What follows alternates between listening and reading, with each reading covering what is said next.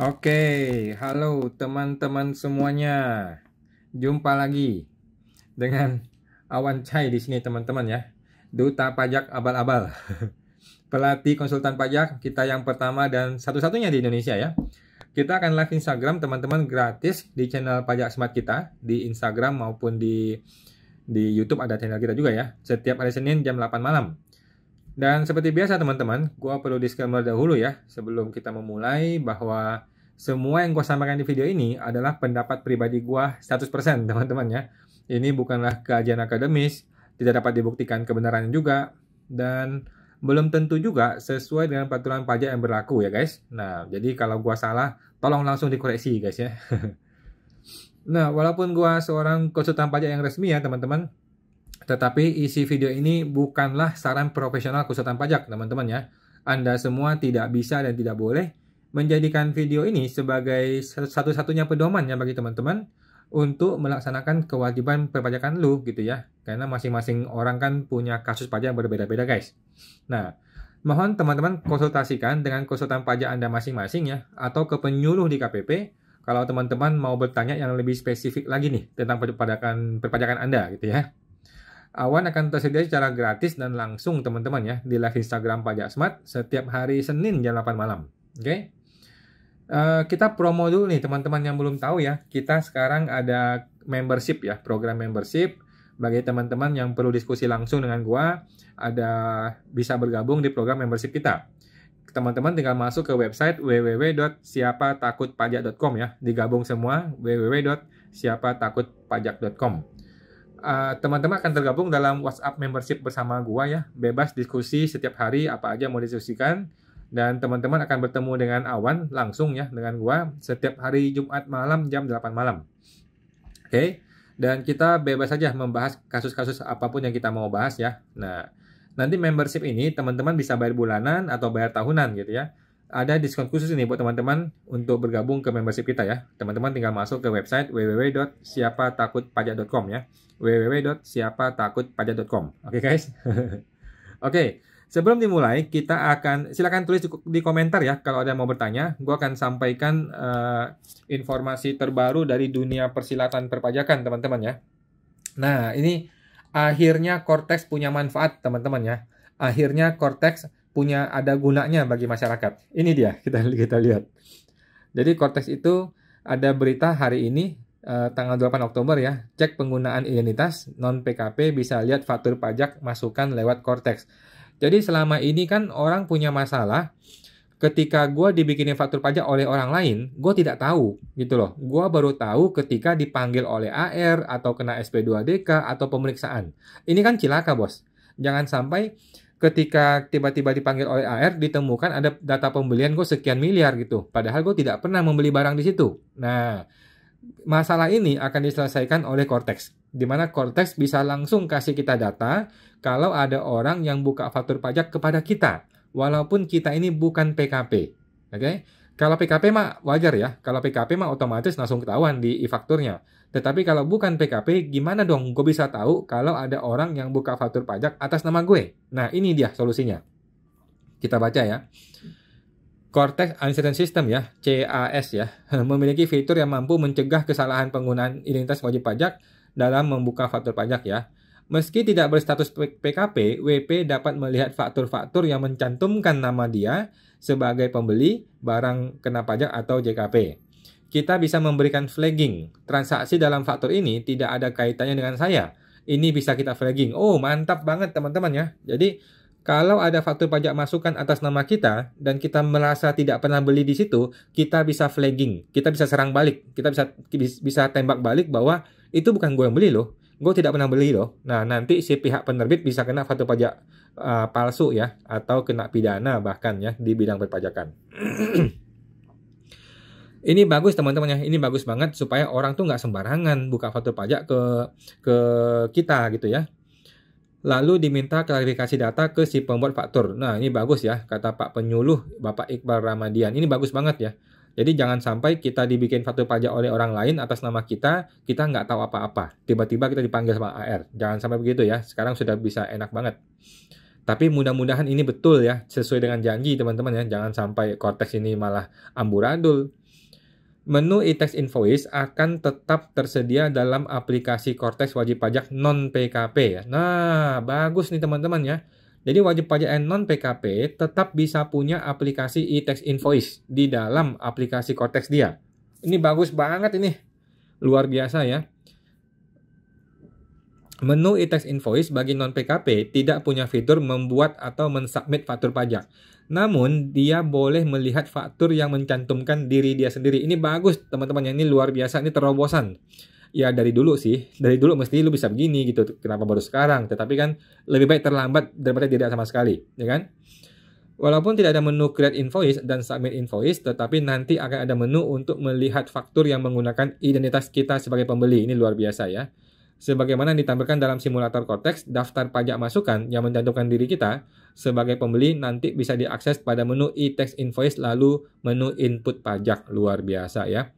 Semua wajib pajak baik yang status PKP maupun bukan PKP dapat mengakses menu ini sehingga semua transaksi yang dipungut PPN oleh pihak lain dapat diketahui. Ini luar biasa teman-teman ya. Mudah-mudahan betul-betul berjalan dengan benar. Melalui menu ini, wajib pajak nanti dapat menentukan apakah faktur pajak masukan itu akan dikreditkan sebagai pajak masukan atau tidak dikreditkan sebagai pajak masukan atau transaksi tidak valid atau invalid. Jadi kita boleh nolak ya. Kita boleh menolak. Jangan sampai ada orang buka faktur nama kita gitu loh. Kita boleh nolak. Jadi ketika ada faktur pajak masukan, kita punya 3 opsi. Opsi pertama adalah menerima, opsi kedua adalah menerima tetapi tidak dikreditkan, opsi ketiga adalah membuang atau tidak valid atau menolak gitu ya. Ini luar biasa. Sebagai informasi, DJP merencana melakukan deployment Cortex akhir tahun ya. Dengan demikian, Cortex akan digunakan secara penuh mulai tahun depan. Ini luar biasa teman-teman ya. Menjelang deployment, DJP telah meluncurkan simulasi Cortex. Nah, teman-teman tinggal lihat aja simulasinya ya. Sudah ada di DJP online. Teman-teman tinggal lakukan simulasi, tinggal daftar aja ya. Oke, itu teman-teman ya. Beritanya luar biasa ya. Jadi, ini pertama kali kita melihat bahwa Cortex itu betul-betul bermanfaat ya. Selama ini kan Cortex kan yang kita pahami mempersulit kita ya, mempersulit wajib pajak, menyusahkan wajib pajak. Tetapi baru kali inilah Cortex itu berguna, bermanfaat ya. Oke, teman-teman, silakan dituliskan di kolom komentar kalau ada yang mau bertanya ya. Mudah-mudahan saya bisa menjawab. Yang pertama, ada Bapak Wilam MKS. Malam Pak Wan, malam Pak Wilam. Tolong tanya, yang laporan 2024, yang SPT-nya dilapor 2025 bulan Maret orang pribadi, apakah sudah mulai pakai Cortex? Maksudnya Cortex ya, bukan Ortex ya. Jawabannya iya Pak, akan menggunakan Cortex. Jadi kita tunggu dulu ya, jangan awal-awal tahun langsung lapor, karena takutnya sistem Cortex-nya belum ready. Ya, jadi sistem Cortex-nya mungkin akhir Desember dia deploy, Januari mungkin masih ada 1 atau 2 kali bug gitu ya, yang buggy gitu yang nggak bagus. Mungkin Februari lah baru betul-betul sempurna untuk SPT orang pribadi. Tetapi hampir dapat dipastikan bahwa SPT pribadi akan menggunakan metode Cortex, akan menggunakan e-form atau PDF-nya itu e-form yang terbaru, bukan e-form yang lama. Hampir dipastikan ya, karena kalau dia tunda lagi berarti mundur setahun, dia nggak mau, pasti tidak mau gitu ya. Mudah-mudahan Pak ya, kita tunggu aja datanya, mudah-mudahan datanya awal Januari sudah ready semua, sehingga formulir Cortex sudah bisa didapatkan di awal Januari. Kita tunggu aja Pak ya. Oke, tetapi yang pasti yes, akan menggunakan metode Cortex. Semoga terbantu Pak William MKS. Bapak Purnawan Iswan, malam kawan, malam Pak Purnawan. Sehat selalu, sang pejuang keadilan GPU. Terima kasih Pak Purnawan, terima kasih. Bapak Andritan, malam kawan. PTP masih pakai prefer, makasih kok. Masih Pak, PTP saya sampai sekarang masih pakai prefer. Saya masih berpendapat ini adalah prefer. Tetapi saya tetap melaporkan e-reporting investasi. Oke, jadi walaupun saya melaporkan sebagai prefer, tetapi saya tetap melapor sebagai e-reporting investasi. Supaya apa? Supaya nanti kalau seandainya gua disalahkan, seandainya ini menggunakan dividen, gua sudah punya backup plan, sudah punya planning backupnya. Begitu sih Pak. Oke, semua terbantu Pak Andritan. Ibu Imelda Jaros, malam kawan, malam Bu Imelda. Halo teman-teman, thank you. Ibu Alken Lim, malam kawan, malam Bu Alken. Misal sudah selesai 0,5%, pilihan untuk selanjutnya apa ya kok ya? Pilihannya ada banyak Bu ya. Pilihan pertama adalah tetap pakai 0,5% menggunakan MPWP istri atau MPWP suami atau MPWP anak yang baru punya MPWP. Yang belum punya MPWP kemudian dibikin, itu masih bisa pakai 7 tahun ya, 0,5%. Oke. Opsi kedua adalah bikin PTP atau CV atau PT yang bisa menggunakan 0,5% juga selama 3 tahun atau 4 tahun. Opsi ketiga adalah menggunakan metode norma ya, metode norma orang pribadi. Opsi keempat adalah pembukuan di orang pribadi yang hampir tidak mungkin. Jadi sementara ini opsi yang paling tepat yang paling memungkinkan adalah menggunakan MPWP istri atau anak atau orang tua untuk tetap melanjutkan PPh final 0,5% selama 7 tahun. Opsi berikutnya ya sudah pakai metode norma. Oke. Metode norma itu seperti apa? Nah, intinya sih pajak menggunakan tarif PPh atas laba bersih. Laba bersihnya dihitung menggunakan peraturan nomor 17 tahun 2015. Gitu, Bu. Oke. Semua teman tuh Pak Alken Lim, Ibu ya. Ibu Christine 5659. Malam Bu Christine. Perusahaan saya jual pipa AC dan ASES. Dijual ke proyek or perorangan. Kalau tidak ada nomor NIK atau NPWP, apakah boleh pakai faktur pajak digunggung? Terima kasih. Jawabannya adalah boleh digunggung apabila pembelinya ibu nih, customernya adalah orang end user. Artinya dia membeli untuk dia pakai sendiri. Itu boleh. Tetapi kalau bukan end user, artinya dia beli untuk dia jual kembali atau dia distribusikan kembali atau dia distributor atau dia agen, maka tidak boleh digunggung sehingga harus minta nomor NIK atau NPWP. Kalau dia tidak mau kasih NIK NPWP, maka ibu tetap boleh menggunggung tetapi resikonya kena denda PPN 1% kali ini ya. Denda PPN 1%. Itu akibatnya. Jadi solusinya adalah tetap mintakan NIK NPWP kalau dia distributor. Tetapi kalau dia end user, tidak perlu NIK NPWP, bisa digunggung saja. Oke? Semua teman tuh, Bu Christine 5659. Bapak Purnawan Iswan, mau tanya kok, kira-kira tes planning yang baik kalau pajak 0,5% tidak berlanjut kok? Itu Pak, tadi sudah saya sampaikan ya. Yang paling gampang adalah menggunakan MPWP istri atau anak atau orang tua atau mertua supaya tetap bisa 0,5%. Karena dia baru bikin MPWP kan, nanti di awal Januari bikin MPWP, kemudian ditembak 7 tahun ke depan. Opsi kedua adalah bikin PTP, PT perorangan ya, atau PT biasa atau CV yang bisa menggunakan 0,5% selama 3 atau 4 tahun. Tapi PTP ini wajib pembukuan ya, badannya. Kemudian yang ketiga adalah bikin seperti biasa orang pribadi tetapi menggunakan norma. Cara berikutnya adalah menggunakan metode pembukuan, tapi nanti masih jauh kalau pembukuan ya. Sementara seperti itu Pak ya yang kita pahami, dan kita masih melakukan petisi ya teman-teman. Silakan isi petisi di change.org/petisi pajak huruf besar semua ya, change.org/petisi pajak huruf besar semua untuk mengisi petisi, dan kita akan sampaikan kepada Pak Prabowo. Oke. Semua teman tuh Pak Purnawan. Bapak Hari 22. Malam kawan, malam Pak Hari, mau tanya, sebaiknya apabila PPh final habis jatuh tempo, sebaiknya menggunakan PTP atau PT atau CV. Jadi gini Pak, kalau Bapak jual barang, maka gunakan CV, menurut saya. Kalau Bapak jual jasa, gunakanlah PTP. Oke? Kalau jual barang, boleh CV, boleh PTP ya. Tapi kalau jasa, lebih baik ke PTP, supaya tetap bisa menggunakan 0,5% selama 4 tahun. Kenapa jasa itu lebih baik hindari CV? Karena takutnya CV itu tidak bisa 0,5% kalau untuk jasa. Oke? Jadi kalau barang, maka boleh CV ataupun PTP. Kalau jasa, pakailah PTP. Gitu. Kalau PT itu bebas. Semuanya boleh kalau pakai PT. PT biasa. Semua teman tuh Pak Hari. Bapak Yahya Winata. Malam kok, malam. Mau tanya. Perusahaan belum tarik PM dari Prepopulated di e-faktur di bulan Januari. Apakah masih bisa dikreditkan di bulan Oktober 2024? Makasih kok.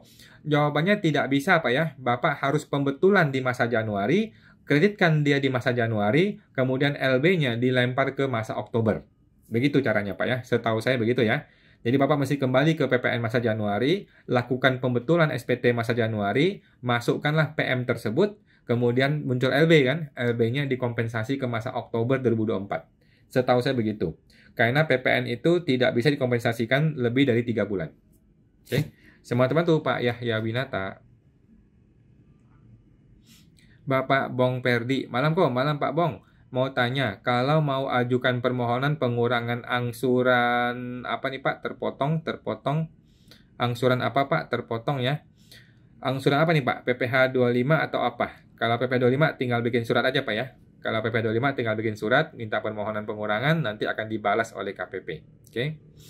Bapak Zaki TH, malam Pak Zaki. Mau tanya, jika PT berdiri 2023 dan sudah PKP, dan ada pemotongan PPh 23 juga dari lawan transaksi.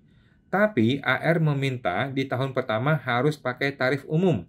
Apa ada dasar aturannya kok? Oke. Tidak Pak ya, tidak ya. Bapak sudah betul. Bapak menggunakan PPh apa nih? Kalau Bapak menggunakan PPh final, itu sudah betul ya. Karena tahun pertama bisa pakai PPh final. Tetapi kalau Bapak pakai PPh umum, oleh AR biasanya disuruh PPh final. Nah, sekarang terbalik nih. Sekarang terbalik ya. AR meminta PPh umum. PPh UMKM. Ini sudah betul ya. Jadi Bapak pakai PPh umum, kemudian oleh AR disuruh pakai PPh UMKM, ya kan? Apakah ada dasar aturannya? Jawabannya ada di PP 55. Oke, di PP 55 tahun 2022 disebutkan kalau PT itu tidak memilih sejak awal mau pakai metode umum atau metode PPh final, maka dia dianggap pakai PPh final. Gitu Pak ya. Jadi di PP 55 tahun 2022, jika PT tidak memilih, maka dia dianggap pakai PPh UMKM 0,5% di tahun pertama. Itulah yang jadi dasar oleh AR. Oke? Nah, sekarang gimana kalau PT rugi? Gimana kalau PT itu malah tidak mau bayar PPh final karena kita masih rugi nih? Nah, solusinya adalah sekarang juga nih Pak, malam ini juga matikan Instagram ini, Bapak langsung menarik yang namanya KSWP, di menu KSWP, kemudian download yang namanya pemberitahuan menggunakan PPh umum, PP 55 ya, menggunakan PPh umum, Bapak tarik filenya, kemudian Bapak kirimkan file itu kepada AR. Bilang kepada AR, Pak, saya pakai PPh umum, tetapi ini sudah saya pakai sejak tahun pertama, sejak tahun 2023 pertama kali. Jadi saya tidak mau pakai PPh UMKM. Oke, tunggu reaksi AR. Dia maunya apa sekarang? Kalau dia ngomel-ngomel mau PPh final, silakan suruh dia pemeriksaan saja. Ya, suruh dia pemeriksaan. Nanti ketika pemeriksaannya datang, kita gugat ke pengadilan. Gitu Pak. Kan Sri Mulyani bilang mau kasih keadilan. Kalau Sri Mulyani bilang mau kasih keadilan, masa orang rugi kena pajak? Gimana si Bu Sri Mulyani? Ya kan?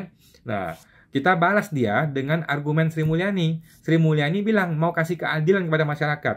Kalau rugi mana bisa bayar pajak? Kan begitu. Nah, gitu aja Pak. Hantam balik Pak si AR-nya. Bercanda Pak ya, ngobrol baik-baik Pak ya. Oke. Semua teman tuh Pak Jaki. Bapak Trijemum.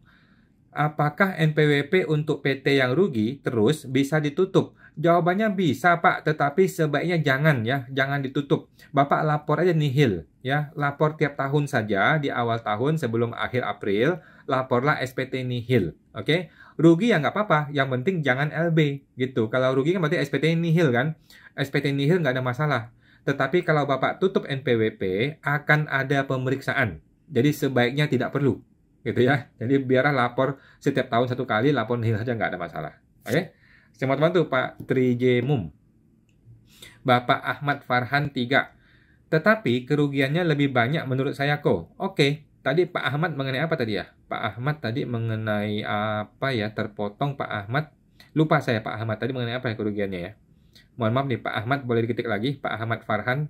Tapi kerugiannya lebih banyak menurut saya kok. Tadi mengenai apa ya? Lupa. Mohon maaf, nggak kebaca.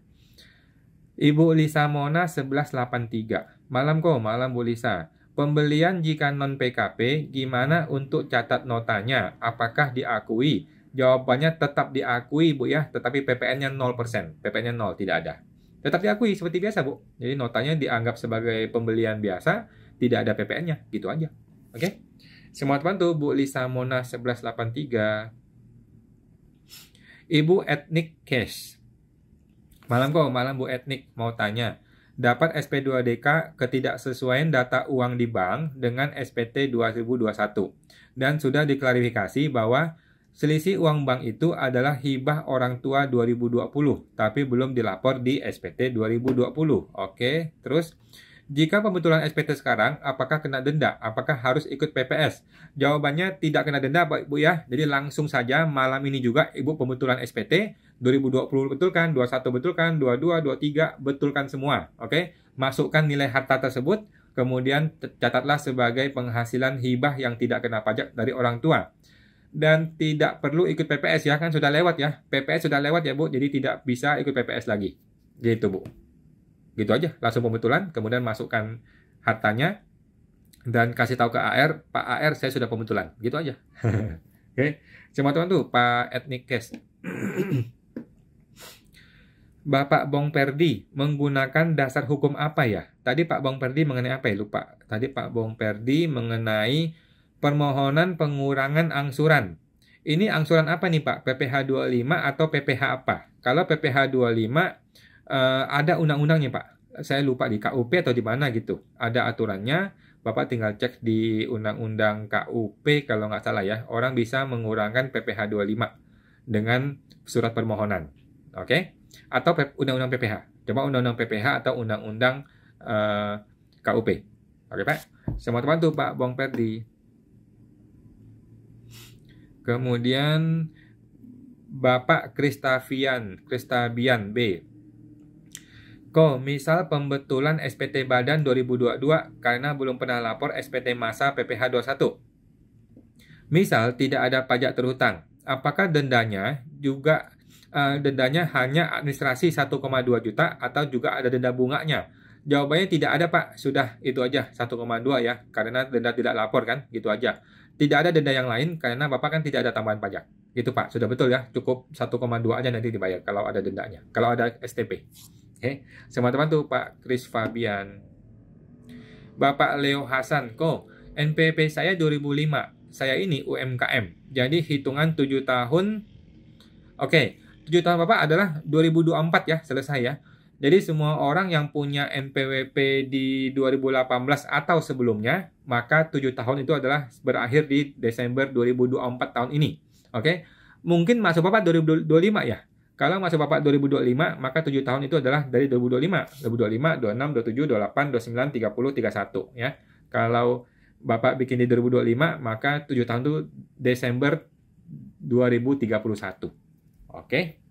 Semua teman tuh Pak Leo Hasan. Ibu Berliana Lawyer, malam Pak, salam Berliana. Halo Bu Berliana, mantap Bu Berlian, Bu Lawyer nih. Ibu Christine 5659, tanya lagi di prepopulated DPP atas PIB ada jesa terpotong Bu, terpotong. Ada apa Bu di PIB Bu? Mohon maaf terpotong Bu Christine. Oke, kita lanjut dulu ya. Bapak Ferihat 89, malam Kortes untuk UMKM atau perusahaan, makasih Jawabannya semuanya kena Pak ya, semuanya kena. Kortes itu tidak pilih-pilih kasih, orang pribadi kena, badan juga kena, semuanya kena dengan Kortes. Oke, semua teman tuh Pak Ferihat.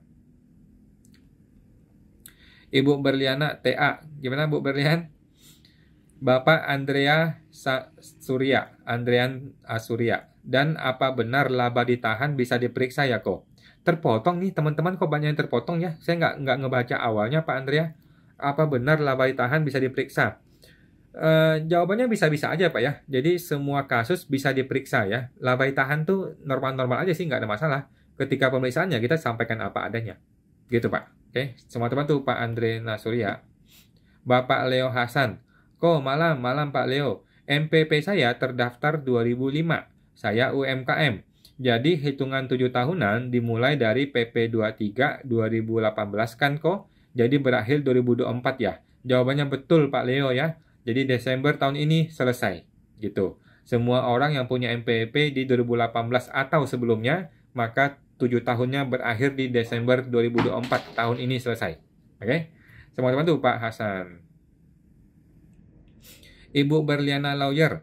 Dividen yang hanya di tabungan, yang tidak dibukukan ya, tidak didepositokan, apakah masuk investasi? Jawaban saya iya ya. Setahu saya begitu. Teman-teman boleh cek lagi ya. Setahu saya tabungan yang tidak didepositokan itu termasuk dalam investasi dalam rangka dividen. Setahu saya termasuk ya. Jadi itu uang kita taruh di deposito aja, taruh di tabungan aja udah, itu bisa dianggap investasi. Setahu saya bisa. Oke. Semua teman tuh Bu Berlian. Bapak Yul Semo, kok mau tanya, setiap tahun tidak narik prefer apakah tidak apa-apa? Jawabannya nggak ada apa-apa ya, nggak ada masalah ya. Jadi prefer itu kan adalah laba ditahan. Silahkan ditarik kalau mau. Kalau nggak ditarik ya nggak apa-apa, nggak ada masalah. Yang penting kan sudah bayar pajak. Ya, laba ditahan itu sudah bayar pajak sebelumnya di badan ya, PPh badan yang 22% ataupun PPh UMKM 0,5%. Sudah dibayar. Setelah itu laba ditahan, silahkan mau ditarik boleh, nggak ditarik nggak apa-apa. Gitu Pak. Semua teman tuh Pak Yul Semo. Bapak Sari Kiai. Malam Pak Ahwan. Ya Pak Syahri. Halo. Bapak Kidos. Malam Kak Ahwan, mau tanya. Kalau pendapatan selisih kurs dikeluarkan sebagai penghasilan tidak teratur ya kok saat perhitungan cicilan PPh 25. Setuju Pak ya, setuju. Jadi ketika ngitung PPh 25 tahun depan, yang namanya penghasilan di luar usaha tidak dihitung. Karena kan berubah-ubah, gitu Pak. Semua teman tuh Pak Kidos, setahu saya begitu. Bapak Miko Die 168. Malam kawan, malam Pak Miko. Saya dagang eceran pakaian. Bayar pajak PPh final 0,5%. Saya ada keuntungan dari jual emas.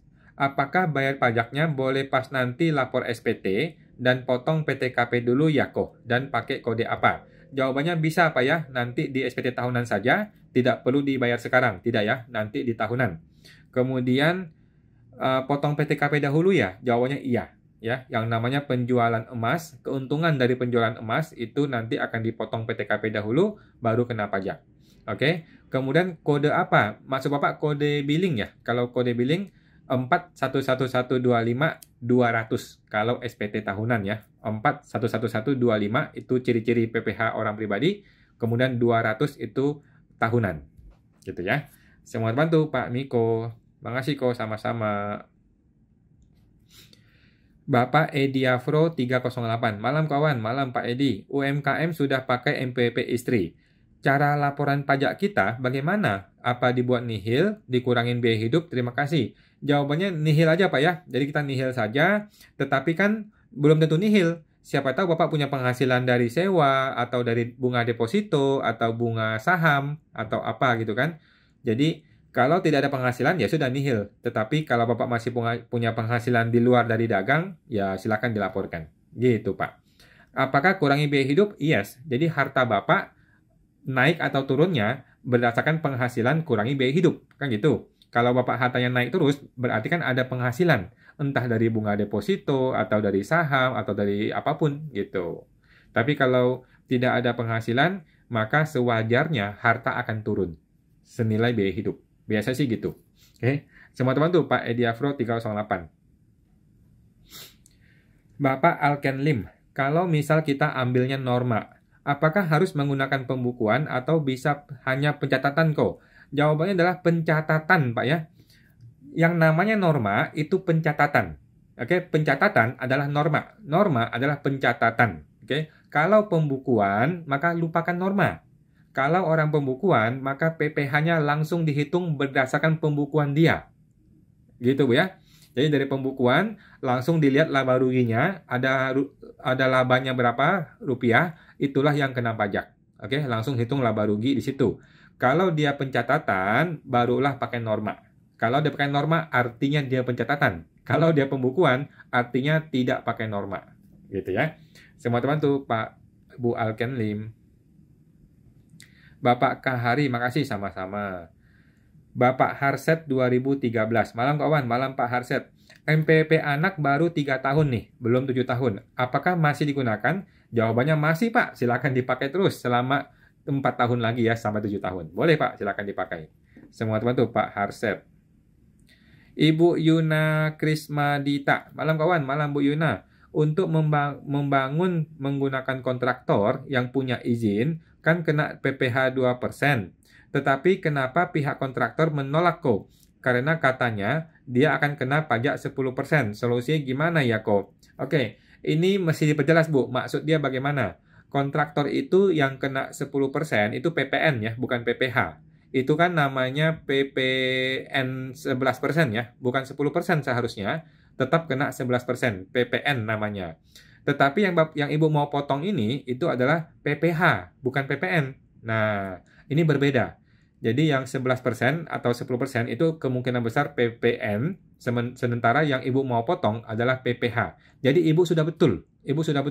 Coba komunikasikan dengan dia, bagaimana definisinya dia, bagaimana maksudnya dia. Jangan-jangan dia salah paham. Gitu sih. Sudah betul Ibu potong PPH final jasa konstruksi ya, yang 2% atau 1, berapa atau berapa persen sekarang ya, sudah berubah angkanya. Oke. Semua teman tuh Bu Yuna.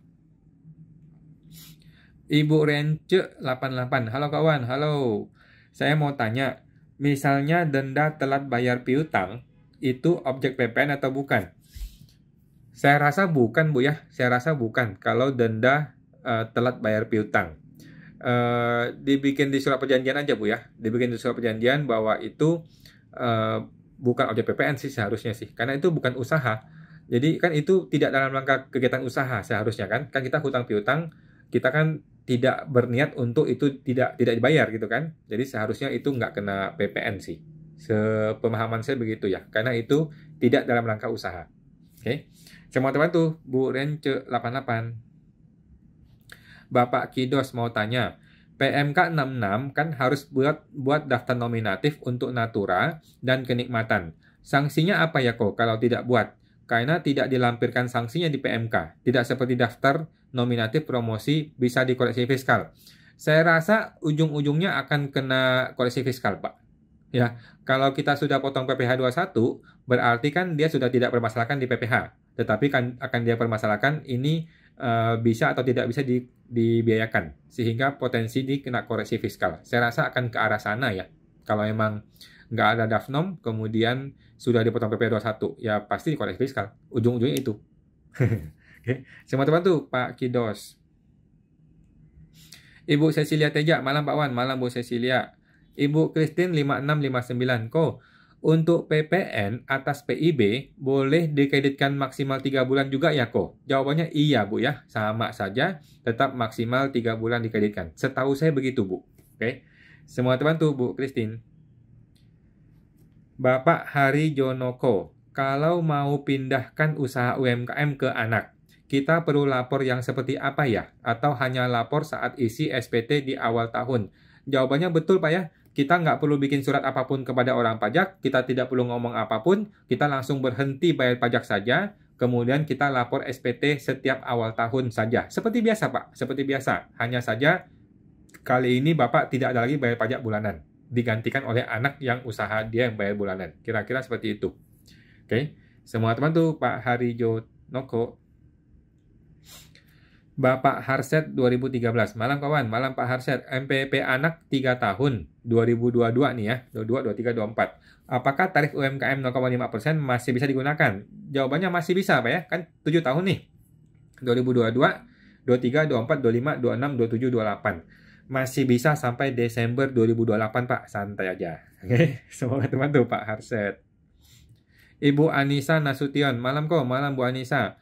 PT dapat SP2DK mengenai piutang lain-lain terindikasi ada pendapatan bunga. Padahal itu piutang ragu-ragu dari 2013 sampai 2015 yang tidak dihapuskan sampai sekarang. Sementara data rinciannya sudah nggak ada. Bagaimana ya kok? Nggak ada masalah Bu, nggak ada masalah ya. Jadi kita bikin surat balasan SP2DK. Jadi hal seperti ini tidak usah diributkan dengan AR, nggak usah ribut. Dan kita tidak harus minta persetujuan dia, nggak perlu ya. Cukup bikin surat balasan tertulis menjelaskan bahwa piutang ini sudah ada sejak 2015. Oke, dapat saya buktikan seperti ini. Kasih dia bukti neraca 2015 dan neraca 2023. Di situ akan terlihat tuh bahwa angkanya masih terbawa. Oke, kemudian bahwa data 2015 sudah kadaluarsa pemeriksaan dan kadaluarsa penagihan. Sehingga ini tidak dapat lagi dianggap penghasilan. Yang ketiga, bahwa tidak ada penghasilan ataupun bunga atas piutang ini. Karena ini piutang ragu-ragu atau piutang lain-lain atau piutang dagang. ini bukanlah piutang dalam rangka usaha yang mana menghasilkan bunga, tidak ya. Ini adalah piutang yang memang belum dibayar oleh customer. Cukup kasih penjelasan seperti itu Bu ya, secara tertulis, nggak usah ribut sama AR, udah jelasannya seperti itu aja. Gitu. Kalau AR bilang harus ada bunga, silakan AR yang membuktikan mana bunganya, berapa bunganya, kapan bunga itu dibayar, masuk ke rekening mana bunga itu, siapa yang kasih bunganya. Jadi balikin Bu, kita masih balikin. Kalau AR bilang ini wajib ada bunga, mana bukti bahwa itu ada bunga? Gitu Bu ya. Oke, semua teman tuh Bu Anissa Nasution. Bapak Herianto, malam kok. Malam Pak Herianto. Bapak Yul Semo, apakah aman kok? Karena sudah terlanjur pengajuan hapus NPWP. Oke, kalau Bapak sudah hapus NPWP, sedangkan Bapak takut pemeriksaan, maka Bapak harus datang ke kantor pajak, bikin surat pernyataan membatalkan penghapusan NPWP. Oke, membatalkan pencabutan NPWP dan minta supaya tidak ada pemeriksaan. Kalau ini sudah bergulir, pemeriksaannya sudah dimulai, ya sudah nggak apa-apa. Bapak ikuti pemeriksaannya sampai selesai. Gitu Pak ya. Jadi, kalau memang masih bisa dicegah, dicegah. Hentikan proses penghapusan NPWP-nya. Tetapi kalau sudah berjalan, sudah bergulir, sudah mulai pemeriksaan, ya sudah, ikuti saja prosesnya sampai selesai. Nggak apa-apa. Oke.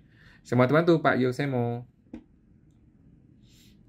Bapak Harica, apakah PT yang PKP yang bertransaksi dengan PTP non-PKP harus terbitkan faktur pajak?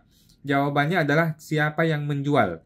Kalau yang menjual adalah PKP, maka dia wajib terbitkan faktur pajak. Nggak peduli siapa yang beli. Apakah si pembeli itu PKP ataupun non-PKP, nggak peduli. Pokoknya saya selaku penjual, kalau saya PKP, maka saya buka faktur pajak atas semua penjualan saya. Gitu Pak ya. Nah, semua teman tuh Pak Harica. Bapak Yul Semo, apakah boleh dibatalkan proses penghapusan NPWP? Jawabannya boleh ya. Sedangkan sudah punya akte bubar. Boleh-boleh aja. Jadi daripada Bapak pemeriksaan, kemudian dia juga repot kan, Bapak bilang aja. Daripada orang pajak repot, saya juga repot, ya udah, saya mau membatalkan penghapusan NPWP. Bisa atau enggak? Kalau bisa ya kita proses, kalau nggak bisa ya nggak apa-apa. Gitu. Kalau nggak bisa ya sudah, kita ikuti petunjuknya, bagaimana pemeriksaannya kita tunggu aja. Anyway, kalau Bapak sudah sudah bikin akte pembubaran kan seharusnya sudah rapi ya, sudah rapi dan sudah ada neraca likuidasi kan, harusnya sudah aman gitu Pak. Cuman kalau saya lebih cenderung menghindari, ini namanya cari gara-gara, cari menantang pemeriksaan ini namanya, gitu ya, atau mengundang pemeriksaan, jadi rasanya nggak perlu gitu. Semua teman tuh Pak Yosemo. Ibu Anissa Nasution, di 2016 PT sudah ikut TA, tetapi piutang ragu-ragu itu tidak masuk di TA karena saat itu dianggap sudah tidak bisa ditagih, tapi belum dihapuskan sampai sekarang. Oke, tidak ada masalah Bu, tidak ada masalah. Bapak tinggal buktikan, Ibu tinggal buktikan aja bahwa data itu sudah ada sejak 2015 atau 2016. Dan data itu sudah kadaluarsa pemeriksaan, dan data itu adalah dari piutang gara-gara orang yang belum bayar kita. Bukan gara-gara kita usahanya hutang piutang, bukan. Sehingga tidak ada bunga atas piutang. Nah, jelasan seperti itu, mudah-mudahan AR-nya mengerti. Kalau AR nggak mengerti, ya sudah, bikin surat tertulis, kirim kepada KPP, minta berita acara, selesai. Gitu, Bu. Semua teman tuh, Bu Anissa. Ibu Ernawati 445T. Malam, Pak. Malam, Bu Erna. Jika PPh final UMKM sudah habis untuk usaha restoran, bagaimana cara menghitung pajaknya? Apakah pakai norma? Jawabannya iya, pakai norma ya. Jadi kalau restorannya orang pribadi, maka pakai norma. Tetapi kalau restorannya badan, maka pakai pembukuan. Gitu Pak ya. Jadi gitu Bu ya, Bu Erna. Jadi betul pakai norma kalau memang sudah melewati PPh final. Kecuali Ibu alihkan itu usaha kepada anak atau kepada istri yang baru bikin NPWP baru, maka bisa lagi pakai 7 tahun. Gitu. Oke. Teman-teman tuh Bu Ernawati. Bapak CCTV Mega Bintang. Kok 2023 PT saya belum lapor pajak. Ini ada masalah nggak ya kok? Kalau bulan 11 ini baru lapor, apa aja resikonya? Oke, yang pertama adalah denda terlambat lapor ya, 1 juta rupiah, pasti keluar. Yang kedua adalah denda telat bayar yang nilainya 1,5% kalikan jumlah bulan terlambat dikalikan nilai pajaknya. Ini kalau Bapak lapor sekarang yang ada nilai pajaknya. Tetapi kalau Bapak lapor SPT nihil, ya nggak ada denda ini. Gitu ya. Udah, itu doang Pak ya. Jadi yang pertama adalah denda terlambat lapor 1 juta. Kedua, denda terlambat bayar 1,5% kalikan jumlah nilai pajak dikalikan jumlah bulan. Oke Pak. Semua teman tuh Pak, CCTV Mega Bintang. Ibu Hesti 2645. Kok sudah cabut PKP, lanjut NE atau tidak? Saya rasa sih boleh Pak ya, Bu ya.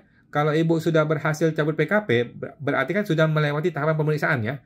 Sudah melewati pemeriksaan, berarti sudah boleh mengajukan NE. Saya rasa sudah bisa. Oke. Semua teman tuh Bu Hesti. Bapak Leo Hasan 2005 ya. Oh, 2005. Kalau 2005 mah sudah selesai di Desember 2024 ya. 7 tahunnya dimulai dari 2018. Oke. Thank you Pak Hasan. Bapak konsultan pajak Bagus Susanto. Ko Awan, salam sukses. Halo Pak Bagus, salam sukses. Pendapatnya dong buat supervisor pemeriksa di KPP Mulyorejo. Ada yang anti sama saya dan bilang dia nggak mau ketemu saya dalam pemeriksaan berikutnya. Katanya hak prerogatifnya. Oke. Jadi gini Pak. Bapak bikin surat somasi. Gitu aja Pak. Kalau oknum seperti ini, kirim surat somasi. Dia itu melanggar hukum. Oke. Di undang-undang disebutkan bahwa kuasa wajib pajak, kalau menerima kuasa, maka kita bisa menggunakan kuasa ini untuk melakukan atau memproses pemeriksaan. Sesuai dengan perintah pemeriksaan dari kantor pajak. Kalau dia menolak, Bapak boleh kirim surat somasi. Oke, somasi 1, kasih 3 kali 24 jam. Somasi kedua, somasi ketiga, dia masih ngeyel, laporin polisi. Oke, kalau nggak mau lapor polisi, Bapak boleh gugat perdata. Gitu Pak ya. Nanti saya akan mulai nih, dalam minggu depan kita akan bikin somasi kepada seorang hakim yang oknum itu ya. Nah, gitu Pak. Jadi nggak usah khawatir. Saya punya surat kuasa. Saya ditugaskan oleh wajib pajak untuk datang. Ya, kalau dia menolak, dasar hukumnya apa? Kalau dia bilang prerogatif nenek lu gitu, tanya dia. Ini negara hukum bos, bukan negara prerogatifnya si pemeriksa pajak gitu ya. Nah, jadi kirim surat somasi. Kalau masih nggak sadar juga, lakukan gugatan ke pengadilan Pak, pengadilan negeri. Gitu Pak, biar dia tahu rasa. Kalau perlu laporin polisi, biar dia tahu rasa. Kalau udah dipanggil ke kantor polisi, nggak gitu lagi dia ngomongnya. Udah nggak bilang prerogatif lagi nanti dia. Ya, gitu Pak. Oke.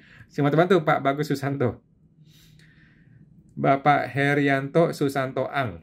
UMKM sudah positif ya, tidak diperpanjang lagi. Belum tentu Pak ya, belum tentu. Kita masih menunggu ya. Kan Pak Prabowo masih happy-happy ya di Akmil sama para menteri-menterinya. Kita tunggu. Kalau sudah berakhir masa happy-happy, sudah serius kerja, kita tunggu deh. Apakah dia mau membantu masyarakat? Kalau mau bantu, pastilah masyarakat akan dibantu ya. Pasti diperpanjang ya. Kalau Presiden punya otak, pasti diperpanjang ya. Gua tidak ketemu alasan apapun bahwa PPh UMKM tidak akan diperpanjang tuh, nggak ada alasan logis apapun. Oke, kecuali alasannya untuk menghantam wajib pajak. Itulah alasannya. Semua teman tuh Pak Haryanto. Bapak konsultan pajak Bagus Susanto. Pendapatnya kok kalau memang terjadi, kita challenge-nya bagaimana kok? Thank you sebelumnya kok. Jadi yang pertama adalah Bapak boleh kirim surat kepada KPP meminta untuk meminta klarifikasi atas penolakan saya di KPP ini oleh pemeriksa ini. Oke, minta klarifikasi. Yang kedua adalah surat permohonan pertemuan pemeriksaan dalam rangka pemeriksaan ini dilakukan untuk menggantikan pertemuan yang kemarin yang dibatalkan. Gitu ya. Yang ketiga, bikin somasi. Biar dia tahu rasa ya, biar dia tahu rasa bahwa negara ini negara hukum, nggak boleh sembarangan lu obrak-abrik pakai nota dinas lah, pakai apa tadi dia bilang prerogatif lu lah, enak benar prerogatif lu nih, ini negara bukan punya bapak lu gitu, bilang ke dia. Oke. Oke, semua teman tuh Pak Bagus Susanto, ayo Pak, semangat Pak. Ibu Felicia Hafika, kok dulu S1 ambil jurusan apa? Saya akuntansi Bu. Terus S2 ambil apa? S2-nya akuntansi pajak ya. Akuntansi tapi jurusannya pajak. Kalau S1 saya akuntansi apa ya? Oh, keuangan S1 saya. Thank you, Bu Feli. Bapak Bengkel Obeng. Kok tanya, kalau saya 2023 Desember nggak sadar omset lebih dari 4,8 M dan September kemarin udah lewat lagi. Saya berencana pecah omset dengan buat CV atau PT. apakah saya perlu lapor ke AR untuk kelebihan omset atau diam saja? Jawabannya diam saja Pak ya. Kalau Bapak lapor kelebihan omset ya tentu saja akan dihantam ya pakai PKP jabatan. Gitu Pak. Jadi tentu saja Bapak tidak perlu kasih tahu dia, Bapak sudah melewati 4,8M, tentu saja Bapak harus segera memulai tes planning ya. Kalau emang perlu dipecah omset ya pecah omset gitu. Tapi lakukan dengan baik dan benar ya Pak ya. Gitu ya. Teman-teman tuh Pak Bengkel Obeng. Ibu Hesti 2645. Kalau sudah cabut PKP lanjut NE tidak? Jawabannya boleh Pak ya, Bu ya. Kalau PKP sudah berhasil dicabut, berarti kan sudah melewati tahapan pemeriksaan. Kalau itu sih berarti boleh dibilang cukup aman ya. Silakan diproses, cabut NE juga boleh, mengajukan NE. Semoga teman tuh Bu Hesti. Ibu Beltazur, kawan kalau SPT 2023 ada lebih bayar. Gimana lapornya di SPT 2024? Jawabannya tidak pengaruh Bu ya. SPT 2023 LB tidaklah terpengaruh dengan SPT 2024. Tidak pengaruh. Karena LB-nya SPT tahunan itu tidak bisa dikompensasikan ke tahun depan. Oke? LB-nya SPT tahunan hanya bisa direstitusikan saja. Sehingga Ibu tinggal proses restitusi saja ya. Tinggal ajukan restitusi, maka uangnya bisa dibalikin. Sementara 2024 tidak terpengaruh oleh SPT 23 ini. Oke? Semua teman tuh, Bu Belzatur. Bapak Andrian Surya. Ko, apakah sewa tanah bangunan bisa menjadi setoran modal? Sewa setoran tanah bangunan menjadi setoran modal? Saya masih kurang jelas nih Pak, bagaimana prinsipnya. Tetapi intinya sih semua harta bisa jadi setoran modal ya. Jadi setoran modal itu bisa berupa uang, bisa berupa harta. Oke? Nah, apakah sewa dianggap harta? Mungkin maksud Bapak gini ya. Mungkin maksud Bapak si PT menyewa ke direktur. Kemudian uang sewa itu nggak usah dibayar, tetapi saya setor sebagai modal, gitu kira-kira ya.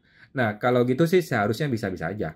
Nanti jurnal di PT-nya adalah beban sewa pada modal, kira-kira seperti itu. Tetapi ingat ya, PPh tetap dipotong 10% untuk bayar pajak sewanya. Ya, 10% tetap dibayar. Oke. Semua teman tuh, Pak Andriana Surya.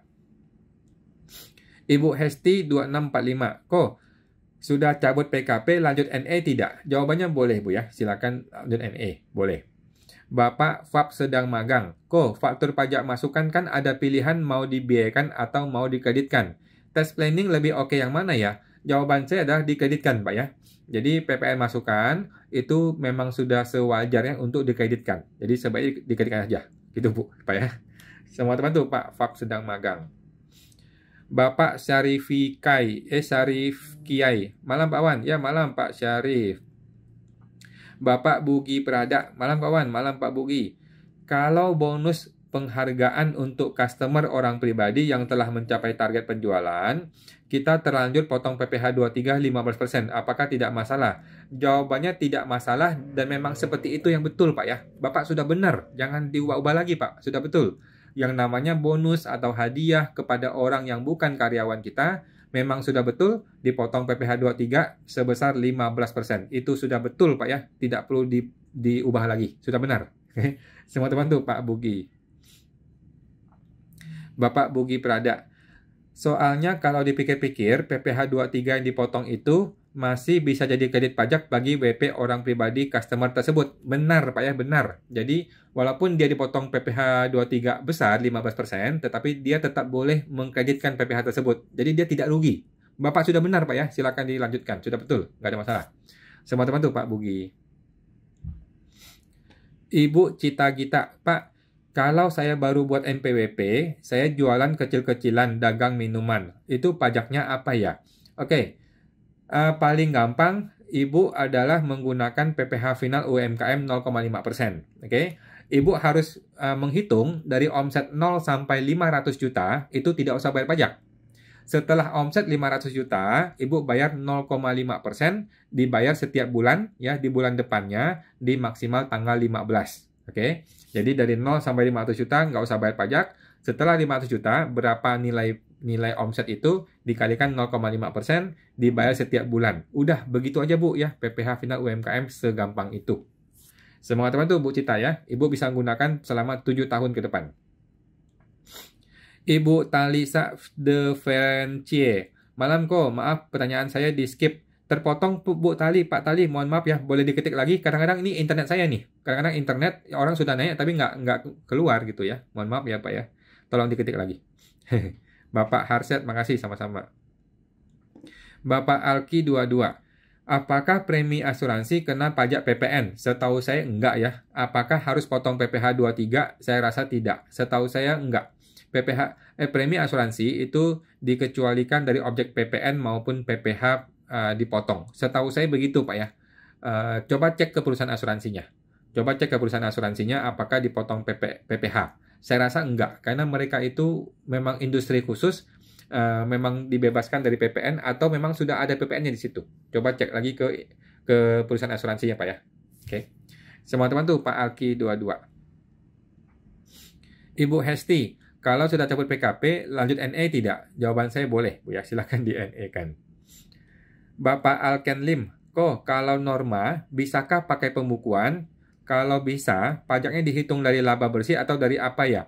Jadi gini Bu, orang tuh punya dua ya, pencatatan atau pembukuan. Oke, metode untuk menghitung laba bisa pencatatan, bisa pembukuan. Kalau pencatatan, inilah namanya norma. Kalau pembukuan, ya pembukuan. Oke. Kalau pencatatan, itu laba bersihnya dihitung dari peraturan norma ya, per 17 tahun 2015. Sedangkan pembukuan, laba bersihnya dilihat langsung dari pembukuannya, dari laporan laba ruginya. Gitu Bu. Ya, pajaknya dari mana? Pajak adalah tarif PPh progresif dikalikan dengan laba bersih. Kalau pembukuan sudah jelas laba bersihnya berapa, kalau pencatatan laba bersihnya melihat ke tabel norma. Begitu Bu. Oke. Semua teman tuh Bu Alken Lim. Ibu Yuna Krismadita, malam kok melanjutkan yang tadi. Mungkin PPN 11% tadi akan dinaikkan nilai perjanjiannya kok kalau saya kenakan dia PPh 2% atas jasa kontraktor. Sebaiknya bagaimana ya? Oke, jawaban ini adalah mesti kembali ke aturan, kembali ke perjanjian. Waktu awalnya Ibu berjanji sama dia bagaimana? Gitu. Apakah PPN PPh itu sudah include di situ atau bagaimana? Nah, kembali ke perjanjian awal. Gitu. Kalau perjanjian awalnya nggak jelas, maka sudah selayaknya lah dia dikenai PPh 2% langsung kita potong. Jadi kita transfernya itu 98%. Sudah selayaknya seperti itu karena memang PPh itu beban dari orang yang buka invoice gitu loh. Kita potongin, kita bantu bayar ke negara. Seharusnya begitu. Sedangkan PPN itu beban kita ya. Sedangkan PPN memang itu sudah masuk di dalam invoice-nya. Seharusnya seperti itu, sepemahaman saya. Oke. Semua teman tuh Bu Yuna. Bapak Yeto 84. Kalau ada penjualan PPN, tapi customer nggak mau bayar PPN. Terus, selisih PPN-nya diakui sebagai apa ya kok? Jawabannya harus Pak ya, harus dibayar. Harus dibayar PPN-nya. Nggak boleh begitu. Masa kita jual DPP plus PPN tapi dia hanya bayar DPP saja? Nggak boleh begitu Pak, dia harus bayar PPN-nya. Bapak boleh somasi, boleh kirim gugatan hukum kalau memang dia nggak bayar PPN. Gitu Pak ya. Jangan dibiasakan customer begitu. Masa nggak bayar PPN-nya? Jadi memang PPN itu adalah tanggung jawab dari end user, dari orang yang membeli terakhir. Kita hanya bantuin untuk mengkolek, untuk bayar ke negara. Gitu Pak ya. Kalau dia tidak mau bayar, ya terpaksa Bapak yang tanggung gitu loh. Kita yang tanggung, kemudian kita pakai uang pribadi dia bayarnya. Begitu Pak. Ya, jadi harus minta dia yang bayar, si pembeli yang bayar. Oke. Nah, semua teman tuh Pak Yeto 84. Ibu Christine 5659. Tanya lagi kok. DPP di prepopulated atas notul salah. Apa boleh input manual di pajak masukan lainnya atau harus urus ke bea cukai untuk revisi DPP-nya? PPN-nya betul. Terima kasih kok. Nggak apa-apa sih Bu, saya rasa ya. Kalau Ibu boleh ngomong ke bea cukai, boleh diproses. Tetapi pada dasar kan PPN sudah dibayar ya. Pada dasar PPN sudah dibayar, lagi pula angka PPN-nya betul, ya sudah. Kita mah di akunting nggak mengaruh. Di akunting nggak pengaruh, kemudian di e-faktur juga nggak masalah ya. Yang penting kan PPN-nya benar, tinggal dihitung, dibayar. Tetapi kalau DPP-nya Ibu merasa ragu-ragu, boleh deh minta dibetulkan di bea cukai. Tetapi kan tidak buru-buru ya, yang penting PPN sudah masuk kan. Oke, semua teman tuh Bu Christine. Bapak Onal Y. Malam kok, malam Pak Onal. Kalau transaksi orang pribadi ke orang pribadi, pajaknya dan PPh-nya di mana? Oke, Kalau orang pribadi intinya bayar sendiri Pak masing-masing. Pokoknya saya jual barang ke dia, dia bayar saya, selesai. Nanti PPh dihitung masing-masing. Yang bayar PPh adalah orang yang menerima duit. Oke, yang bayar PPh adalah orang yang menjual. Oke. Nah, tinggal dibayar nih. Kalau dia jual barang yang tinggal dihitung 0,5% kalikan omset setelah melewati 500 juta. Oke. Sama teman tuh Pak Onal Y. Ibu Asmi Asi. Om, kalau PKP nggak diperpanjang, nggak apa-apa kan ya? Apakah kita kena sanksi? Jawaban ini apa nih Pak, PKP nggak diperpanjang? Maksud Bapak sertel kah? Sertifikat digital kah? Kalau sertifikat digital itu wajib diperpanjang Pak. Kenapa? Karena kan Bapak mau lapor PKP tiap bulan. Bapak mau lapor PPN kan? Kalau Bapak sudah PKP, maka Bapak harus lapor PPN setiap bulan. Walaupun isinya nol, walaupun isinya nihil. Akibatnya adalah Bapak tidak perpanjang ya. Bapak wajib memperpanjang sertifikat digital supaya Bapak bisa lapor PPN. Gitu Pak ya. Nah, semua teman tuh Pak Asmi Asi. Ibu Nala 1424. Malam kok, malam Bu Nala. PM dan PK tidak ada hubungannya dengan HPP kan? Jawabannya enggak sih. Walaupun bisa aja dihubung-hubungkan, tetapi secara langsung enggak ada hubungan langsung. Gitu Bu ya. Semua teman tuh Bu Nala. Ibu Mejin, malam kawan, malam Bu Mejin. Ibu Anissa, makasih banyak kok, sama-sama Bu Anissa. Ibu Ernawati, makasih sama-sama Bu Erna. Ibu Jenny Susantio, malam kawan, malam Bu Jenny. Mau tanya, tahun depan kalau menggunakan norma dibayarkan tiap bulan?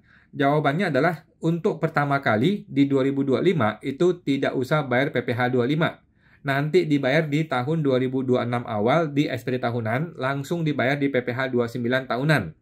Mulai tahun kedua, yaitu 2026, barulah mulai bayar PPh 25 bulanan berdasarkan SPT tahunan yang 2025. Kira-kira gitu Bu ya. Tahun pertama PPh umum, tidak usah bayar PPh bulanan. Tahun kedua, barulah bayar PPh 25 bulanan. Semua teman tuh Bu Jenny Susantio. Ibu Ningkawa. NPWP cabang tidak ada kegiatan, tidak pernah lapor PPh atau apapun. Mau tutup takut diperiksa. Apa dibiarkan saja? Jawaban saya, dibiarkan saja Bu. Nggak usah pusing, nggak usah repot, nggak usah cari gara-gara. Oke? Jadi biarin aja tuh NPWP cabang. Biar dia mati suri di situ. Kecuali PKP ya. Kalau PKP mesti dipusatkan dulu PKP-nya ke PPN ke induk, baru lapor PPN di induk. Gitu sih Bu. Biarin aja NPWP cabang mah nggak ada guna. Semua teman tuh Bu Ningkawa. Ibu Ion Virgo 90. Malam kok, malam Bu Ion. Mau tanya, kalau 0,5% habis kalau pindah ke istri, akan tetapi suami ada cicilan. Apakah tiap tahun harus hibah uang ke suami untuk bayar cicilan karena suami nggak ada penghasilan lagi? Jawabannya iya, betul Pak ya. Si istri berdagang, dia punya penghasilan. Penghasilan itu kan mau dipakai untuk bayar cicilan. Maka uang itu harus dia kasih kepada suami dahulu, barulah suami akan bayar ke cicilan dia. Oke? Pemberian uang atau harta dari suami ke istri atau istri ke suami itu bukan hibah ya. Itu adalah penghasilan biasa yang tidak kena pajak. Oke? Jadi ibaratnya diri sendiri memberi uang kepada diri sendiri tentu saja tidak kena pajak. Gitu ya. Nah, semua teman tuh Bu Ion Virgo 90. Ibu Jenny Susantio. Norma apakah sama dengan NPPN? Jawabannya sama. Oke? Norma itu adalah nama sebuah konsep. NPPN adalah nama surat ya, surat yang menyatakan bahwa saya menggunakan norma. Gitu ya, sama aja. Semua teman tuh Bu Yeni. Ibu Hesti. Oke kok, makasih. Sama-sama Bu Hesti. Bapak Sarif Kiai. Kalau kita sudah masuk tahapan SP2 atau pemeriksaan lapangan, kita sudah mengirimkan data perpajakan dan sebagian data keuangan. Pertanyaannya, apakah SPHP sudah bisa dikeluarkan oleh pihak pajak? Jawabannya belum tentu, Pak. Tergantung orang pajaknya. Kadang dia rajin, kadang dia males. Kan gitu. Jadi biarin saja, Pak. Biarin saja orang pajak akan kirim SPHP nanti. Setelah dia kirim SPHP, Bapak boleh ngirim surat bantahan, kemudian Bapak boleh membalas SPHP pada pembahasan akhir. Gitu, Pak. Oke? Teman-teman tuh, Pak Sarif Kiai. Biarin aja, Pak. Biarin dia berjalan prosedurnya. Kita santai aja. Bapak Bugi Prada. Apakah KPP Mulyo Rejo Surabaya? Saya kenal Pak sama salah satu kasih di sana Pak. Tadi siapa Pak ya? Lupa saya. Lupa tadi siapa.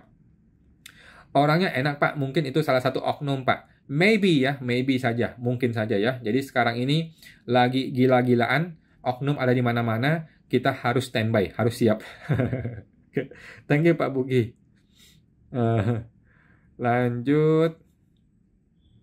Bapak Yulsemo, proses hapus NPWP-nya sudah minta data kok. Apakah bisa minta di stop? Jawabannya dicoba aja Pak. Bapak langsung pagi-pagi hari Selasa besok ke KPP. Pak, mohon maaf, saya mau batalkan penghapusan NPWP-nya. Bisa nggak? Kalau bisa kita proses, kalau nggak bisa ya sudah kita terima nasib gitu ya.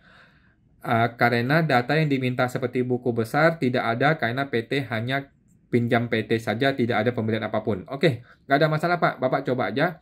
Kalau memang Bapak yakin tidak ada masalah, ya nggak masalah Pak, nggak perlu takut langsung pemeriksaan pun nggak apa-apa ya.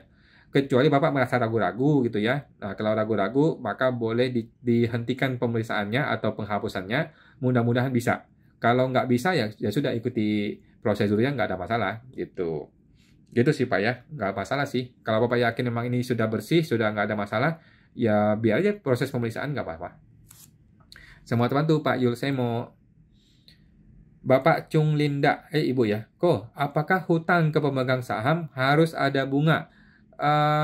Setahu saya iya, akan dikenain bunga ya. Sedangkan hutang dilakukan karena sedang berusaha bertahan dalam melanjutkan usaha. Oke, ada 4 syarat supaya hutang itu boleh tidak kena bunga Bu ya. Coba cek di peraturan, kalau nggak salah di berapa gitu ya. Coba cek di Google Bu, ada banyak ya. Ibu ketik aja, hutang pemegang saham kena bunga. Itu di Google ada banyak aturannya ya. Intinya ada 4 syarat, coba cek aja di Google. Kalau 4 syarat ini terpenuhi, maka bolehlah itu hutang tidak kena bunga. Tetapi kalau 4 syarat ini tidak terpenuhi, maka hutang itu tidak bisa untuk bebas bunga. Kira-kira seperti itu Bu. Coba cek di Google ya. Semua teman tuh Bu Chung Linda. Oke teman-teman, sudah jam 9 lewat ya. Kita mohon izin akan kita jawab lagi yang belum terjawab di video berikutnya ya. Di YouTube ya teman-teman ya. Ada pertanyaan dari Ibu Cita Gita. Oke, kita tampung dulu ya. Bapak Fortuna Karunia, Bapak Konsultan Pajak Bagus Susanto, Bapak Leo Hasan, kemudian Ibu Hesti 2645, kemudian Ibu Hesti lagi 2645, kemudian Bapak Leo Hasan, kemudian Ibu Yuna Krismadita, kemudian Ibu Rilin Dia Putri, oke, mohon maaf teman-teman ya, Bapak Dimas Dianto, Ibu Raja Biawak, Bapak ya. Bapak Leo Hasan. Bapak Raja Biawak. Oke. Bapak Safrif Kiai. Bapak Onal Wai. Kemudian Ibu Jenny Susantio. Kemudian Ibu Jenny Susantio. Bapak Yulsemo. Oke, thank you Pak Yulsemo dan teman-teman semua ya. Mohon maaf yang belum terjawab. Kita akan jawab di video YouTube ya teman-teman. Yang silahkan subscribe YouTube kita Pajak Smart. Oke teman-teman, sampai jumpa lagi semuanya. Thank you, mari.